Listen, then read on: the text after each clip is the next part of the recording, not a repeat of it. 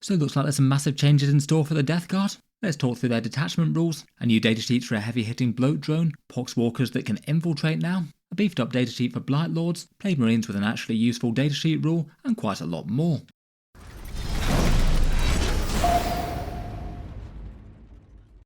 Hello and welcome back to Auspex Tactics, where today we're talking Death Guard, and in this video I thought we'd do a roundup of some of the more interesting changes to the Codex. It's a big Warhammer 40k release week this week for both Death Guard and World Eaters. Their Codex is coming at the weekend, going on pre-order on the 26th of April, alongside their battle forces and new combat patrols, which I've talked about in other videos. As seems to be normal with Games Workshop releases, for some reason the codexes seem to leak out often the week before, and it seems that it's absolutely no different with these two, with the Death Guard and World Eaters Codex rules circulating the internet at the moment.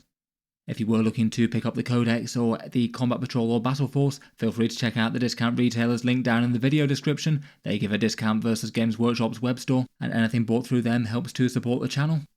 Hopefully the supply of the Combat Patrol should be at least fairly good. I guess they won't make too many of the Battle Forces though, judging by their past precedent, so if you want to try and land those, I'd try and be early. They go live at midnight Eastern Time in the USA and Canada in Wargame Portal and Fenris Workshop, then 10 AM in the UK, 11 AM in the EU, and midday Australian Eastern Time for Gap Games Down Under. As ever, a massive thank you to anyone using those, and fingers crossed Games Workshop actually makes enough of the Battle Forces people want. Let's get into interesting details and changes from the Codex though, most of which seem to fit pretty well with the previous teasers that we had via text leaks. First up, for datasheets that have been lost, it does seem that cultists and the generic Death Guard Chaos Lords and Sorcerers have gone out of the Codex, though to be honest, for these datasheets being removed it's maybe not quite as bad as it could have been, given that Emperor's Children lost Hellbrutes and Predators, so fortunately Games Workshop haven't decided to take them out of the Death Guard book. It wouldn't have surprised me enormously if they'd chosen to be honest, just given the Death Guard do have a fair amount of their own demon engines. Fortunately for players who have the models though, they're staying, though I feel like the cultists will probably be the biggest loss out of them. They're just something that Chaos Legions generally tend to get supported by in the lore, so not really any good reason not to have them in the army. It seems likely they'd lose their ranged weapon loadout, given that the ones in generic Codex Chaos Marines did, but it looks like they're just gone for good, and you're using Poxwalkers instead for the sort of grunt role now. I guess you could just run them as counts as Poxwalkers, ones that haven't quite decayed enough yet, but still just feels like a bit of an annoying choice, losing a unit when there wasn't really a great reason to. Otherwise, looks like they've decided to trim out the generic Lords and Sorcerers from the HQ slot, which is fairly contested in the Death Guard army. The regular Lord, I guess, is replaced by the Lord of Poxes, who is basically the Lord on foot for them now,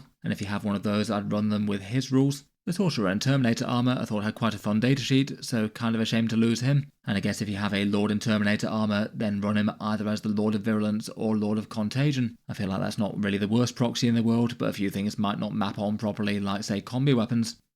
The datasheets actually present in the Codex though, I guess slightly more have been gained than lost if you count the allied demons. They do have the new Lords of Poxes datasheet that Games Workshop showcased the other day. He's fun and fairly fighty and prevents shooting at long range. Otherwise though, the demons are in, with Rotigus the Great Unclean One, Plague Bearers, Plague Drones and Beasts. Unfortunately Nurglings did make the cut. I thought they were probably odds on to. They were the only one that didn't really have an equivalent for the Emperor's Children to be sure that they would. Finally, the only other small surprise on the datasheet front was that the Foetid Bloat drone now has two datasheets, one with the heavy blight launcher and the other one with the either flesh mower or plague spitters, which means that they can have two different special rules. We'll talk about that one in a second.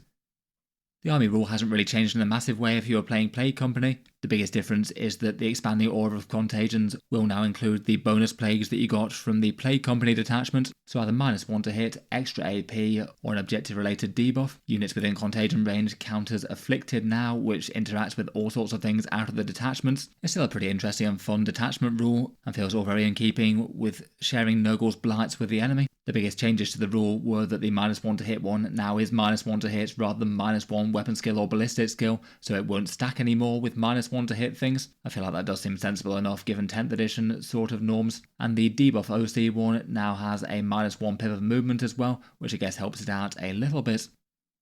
Another thing I was really interested to see what they'd do with were the Plague Marines, whether or not they'd change their datasheet in a meaningful way. Given their splitting of a few datasheets for different war gear options, I was wondering if they'd be a particularly good idea to split there. It's a bit sad that Plague Marines with bolters just are the absolute last thing that you want to field in the units due to them being so bad rules-wise. Kind of a shame for the most iconic armament for them. Unfortunately though, it does look like no splits datasheet for the Plague Marines, so I guess they'll still be loading up with all the special weapons in the world, but at least they have had some interesting buffs. They've now jumped up to toughness 6, so things like heavy bolters will have far less purchase against them. That's the same as their attached characters, and the Terminators have gone to toughness 7. If they weren't going to give them some sort of disgustingly resilient durability rule, that seems like a pretty sensible idea, and shift them towards being a little bit more tanky as opposed to being almost kind of weirdly fragile damage dealers. They've also got a new special rule, as their previous one was kind of bad. One unit shot by them in the shooting phase is now afflicted until the start of your next turn, so it's basically stealing that special rule off the Hellbrute, which now gets a bonus damage against afflicted units. That's really quite a helpful one given how many things interact with the afflicted rules, and generally could be most helpful if you're either using say -1 to hit, or you're setting up some extra damage for other Death Guard shooting, so you hit a unit a long way away and then they're AP -1 and then you can hit them with autocannon predators or blight launchers or something. Unfortunately their datasheet is rather similar in terms of their war gear. I had wondered if they might do some element of simplification, but looks like they've done the opposite if anything. They've still got their rather curious mix of war gear, so loads of fancy special things with unique profiles in the unit.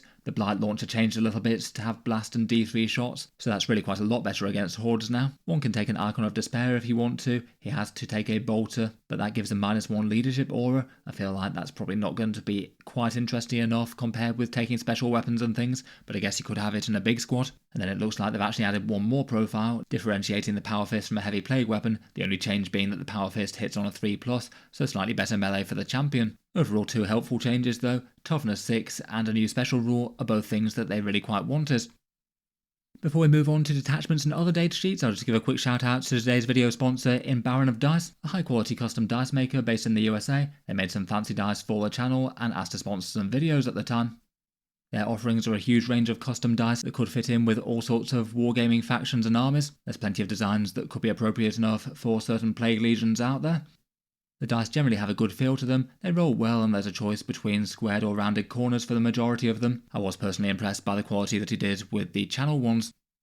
Typical offerings are around 25 dice for £29 or $32. They're based in the USA, so shipping is a bit cheaper domestically as opposed to overseas. And if you do wind up picking up anything from them, use the code Auspex for a 5% off any order. I'll also link the fancy channel dice below as well if you'd like to check them out. The black logo dice seem to be pretty popular in particular. In any case, I'll leave them linked in the video description below, and a big thank you to them for sponsoring this one.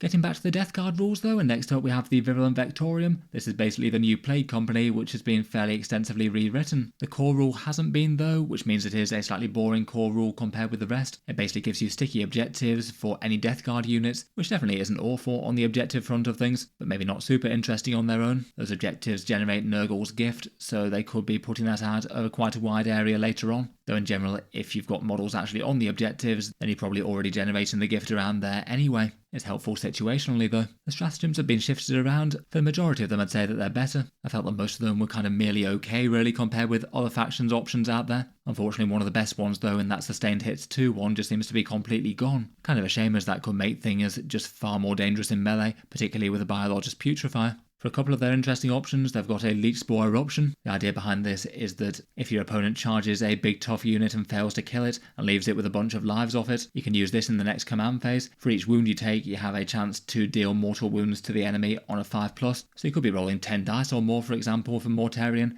and then for every 5+ that you do roll, you get healed by 1 as well. Seems pretty horrendous for Mortarion if the opponent tries to charge and kills him and just falls short. Another fun one is Putrid Detonation, and so you can auto-explode vehicles, and anything hit by the explosion counts as afflicted until the start of your next turn. Could be nice for things like bloat drones, they go up on a D3 now, and even spawn have deadly demise for some reason. There's also one for -1 damage for 2 command points with Disgustingly Resilient, though it's quite an expensive one, and Plague Surge, which gives you an army-wide +3" to Contagion range, but again a big 2 CP. Some of the enhancements are interesting enough, a 5+ Feel No Pain, and a big boosted melee damage one, +1 strength, +1 attack and devastating wounds. That could be rather nice on a Lord of Contagion. Definitely a bunch of general purpose things that helps out lots of units in a balanced army, though I feel like perhaps the single biggest draw to the detachment was the boosted plagues, and every detachment gets those now.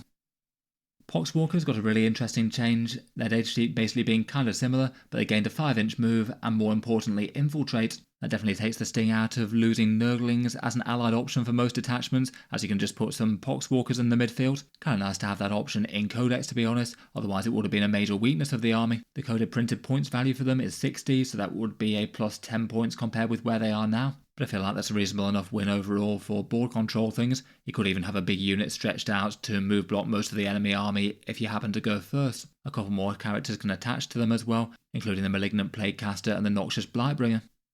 They've got their unique detachment in the Shambleot Vectorium. Games Workshop previewed a couple of rules for that.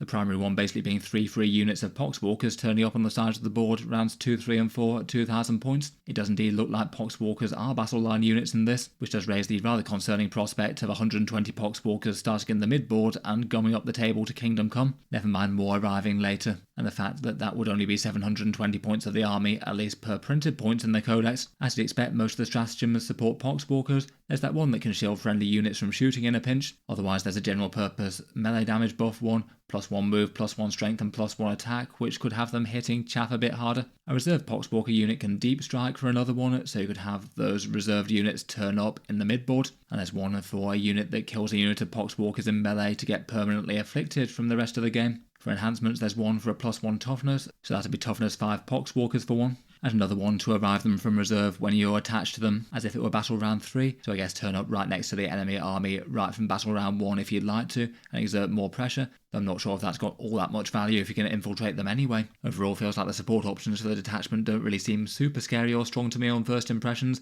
but just the thought of having 120 Poxwalkers to slog through in the midboard feels like it could be very problematic, particularly as you can pair that with a whole load of extra Death Guard scariness to back it up.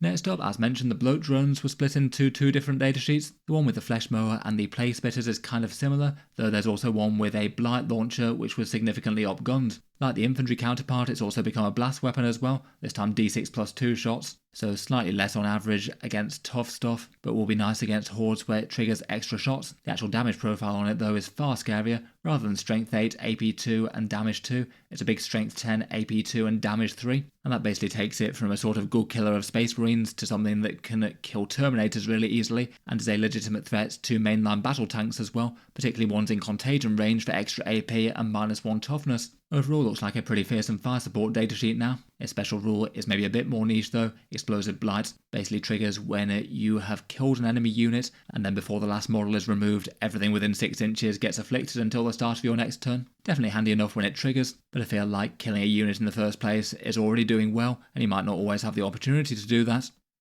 Another datasheet that maybe looks changed for the better are the Death Guard spawn. Previously 70 points for 2, printed at 80 points in the Codex, though of course that might change. These guys have got a number of different buffs. Seems that quite a lot of versions of these are improving. They're now a big toughness 7 rather than toughness 5, so a fair bit sturdier. They still have their 5+ Feel No Pain, though they did lose their inbuilt regeneration for a separate rule. Spawn now scout 6 inches, so they can be another cheap unit to have scouting for the midboard and causing disruption. I guess it'll be them and Poxwalkers that are ranging ahead of the main Death Guard formation now. And then they basically have 2 different rules where their demise can cause a bunch of damage on the enemy. They have Deadly Demise 1, so they have the chance to explode and shower some nearby people with mortal wounds. And their unit special rule is an interesting one. Each time a melee attack is allocated to the unit, so I guess that's after you've made a successful wound roll. After you've resolved all the damage of the attack, then for each allocated attack roll a d6, and on a 4+, the enemy takes a mortal wound. You can do that up to 6d6 per enemy unit, means that if they get wounded quite a bit, then you could be bouncing 3 mortal wounds back in melee at least. Overall seems kind of fun, fairly fast, fairly tough, at least some threat against marines and things, and if they get wiped in combat they might cause some mortal wounds as they die.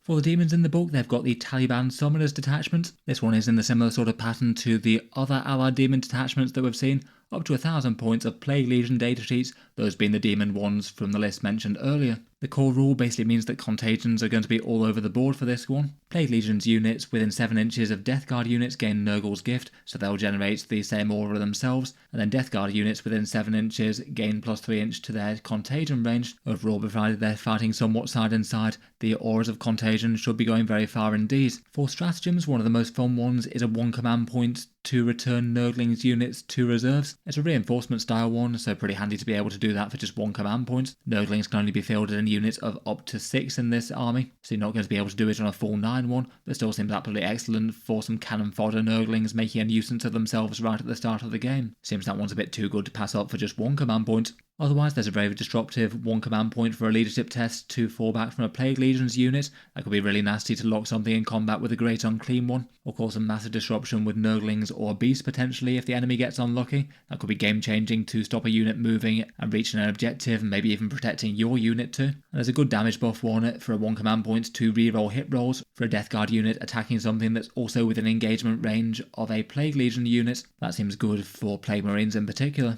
Then for enhancements, one of them is Beckoning Blight, and that one can allow some Plague Legions units to get a 6-inch deep strike and charge against the enemy, provided they're set up within 12 inches of the Death Guard bearer of that enhancement. Could be pretty scary to be throwing Rothagus or Great Unclean one right into the enemy's faces like that with a short and guaranteed charge. And then there's a melee damage one with +2 attacks to a Death Guard model in melee. That seems really good for a Lord of Contagion in particular, or maybe a Demon Prince. Overall, looks like there's enough fun stuff there. It'll be very dependent on just how efficient the Demons units are when Games Workshop actually releases the points cost for them though.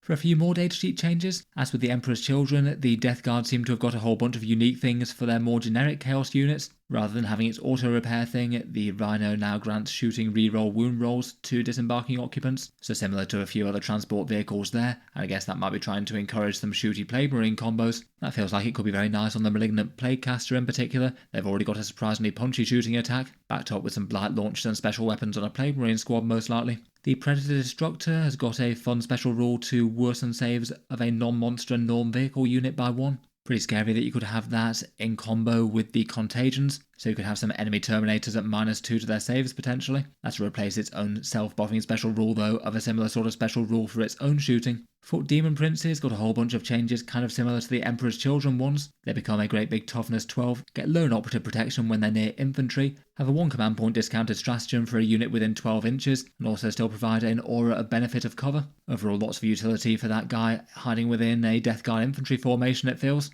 The Foul Blightspawn has had his fights first nerfed a little bit. He can now only use that once per game, and only 1 Foul Blightspawn can use it at a time. Still doesn't really feel like it's that reduced to be honest. He's also picked up the ability to stop enemy units from ending an advance move within 9 inches of him, so it could cause a little bit of disruption there with all the things out there that can say advance and charge or advance and shoot.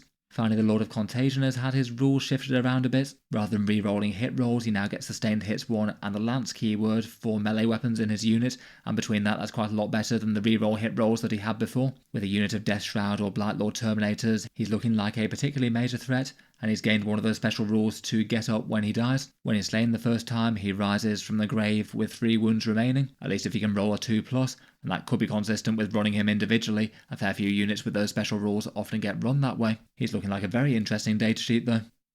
For another one of their new detachments, we've got the Champions of Contagion. This one's a character-focused one, with leader characters providing buffs to their units and concocting all manner of plagues to inflict upon the enemy. There's lots of things tailored to the Foetid Virion characters here. As Games Workshop had hinted, it looks like each battle round you choose the plague that you want to affect the enemies in Contagion range, so often weighing up between -1 to hits or extra AP depending on what will be best on that turn, and could maybe see a bit more use for the OC one if that matters a bit more late game for example. The stratagems in this one are almost all for leader attached units or get better with them. There's a 1 command point fights first for a unit with 2 leaders attached, so you could potentially have that buff without needing a Foul Blightspawn, so you could have a seriously stacked Plague Marine unit with 2 other scary characters attached and just flex into that when you wanted it. There's a critical hits on 5+ for a leader attached unit, or very nice with lethal hits, and that looks utterly murderous with a Lord of Contagion with sustained hits in melee. And there's one for a reactive +2 toughness for a leader attached unit. Again, that could be brutal. Say you attack some Plague Marines with a strength 7 weapon or something,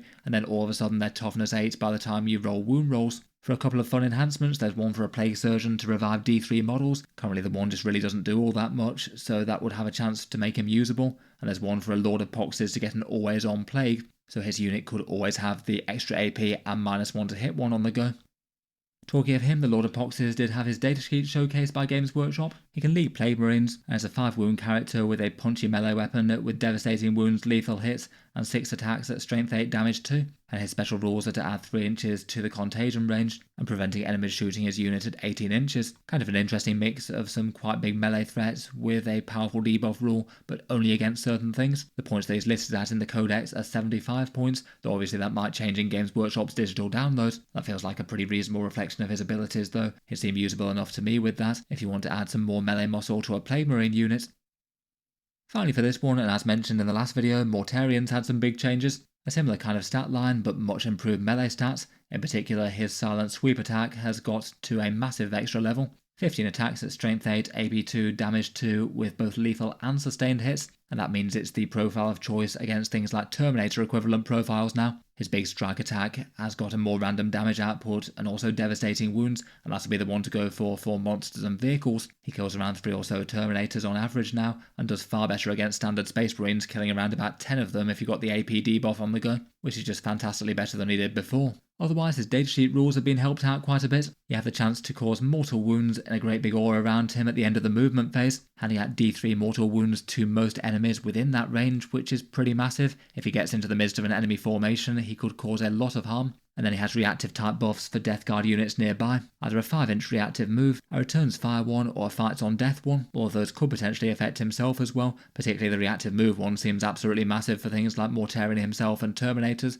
and both the other two seem powerful in the right situation. I have a feeling that his points cost are going to go up by a fair bit in this, which does seem kind of appropriate. 300 points felt weirdly cheap for a Demon Primarch prior to the update. Overall, people seem to be fairly happy about his changes. I think he's added a fair bit of excitement to his datasheets.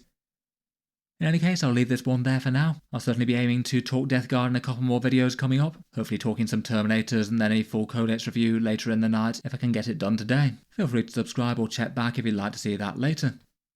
As mentioned, a massive thank you to Baron of Dice for sponsoring the video. Feel free to check them out, links down in the video description if you'd like to take a look over their stuff. As mentioned, they've got a bunch of fun army dice designs, ones that can be relevant to a massive amount of different factions. They ship out from the USA. I'll leave that one there for now though. Feel free to subscribe to Auspex Tactics if you'd like to see more, and check out the links in the video description if you'd like to support the channel. There's the channel Patreon page and also the affiliate discount links if you happen to be buying any Warhammer models in the near future. In any case though, I'll leave that there for now. A huge thank you for listening, and I'll hope to see you guys next time.